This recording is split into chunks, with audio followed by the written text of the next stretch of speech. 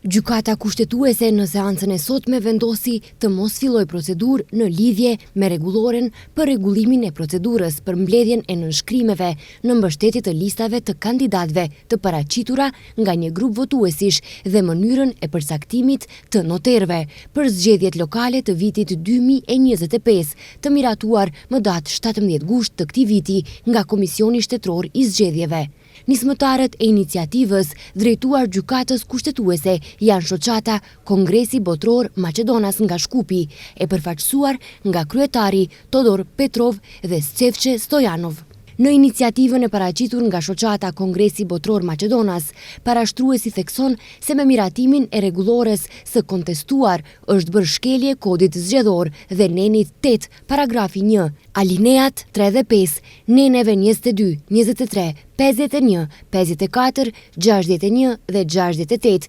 paragrafi 1, alineat 2 të kushtetutës.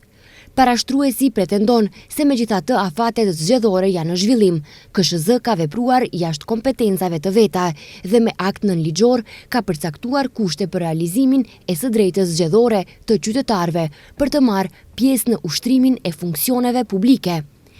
Në iniciativën e paraqitur nga Stefçe Stojanov, thuhet se me rregulloren e kontestuar janë shkelur neni 8 paragrafi 1, alineat 3, nenet 51, 61 dhe 68 paragrafi 1, alineat 2 të kushtetutës. Sipas asaj që është theksuar në iniciativë, në pikën 4 të rregullores, Komisioni Shtetëror i Zgjedhjeve ka rregulluar normën për mbështetjen e listës së kandidatëve për antarët e Këshillit, gjithsesi listën e kandidatit për kryetar komune të paraqitur nga grupi i votuesve, e cila duhet të nënshkruhet nga të paktën 2 votues, dhe me këtë rregullim KSZ ka dalë jashtë kornizave ligjore dhe është vënë në rolin e ligjvënësit. Rregulloria është propozuar nga antari i KSZ-s Aleksandr Dashtevski, duke iu referuar nenit 63 të kodit zgjedhor, i cili, siç tha ai, nuk është fuqizuar dhe rregullon procedurën për mbledhjen e nënshkrimeve për emërimin e kandidatëve. Megjithse neni 62, i cili i referohet zgjedhjeve lokale, është shfuqizuar nga gjykata kushtetuese.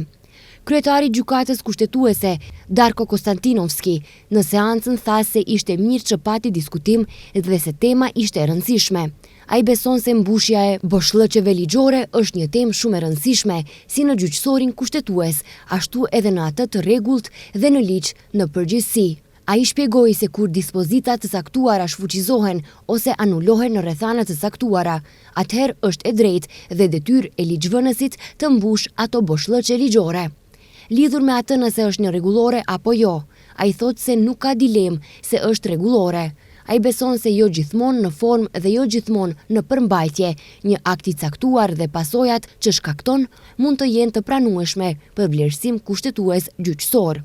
Gjyqtarja Jadranka Dabovic Anastasovska tha se është e bindur se KSZ-ja nuk ka vepruar në kundërshtim me ligjin dhe kushtetutën, ndërsa gjyqtarja Dobrila Kacarska beson se kjo rregullore është në kundërshtim me ligjin dhe tha se nuk është botuar në gazetën zyrtare.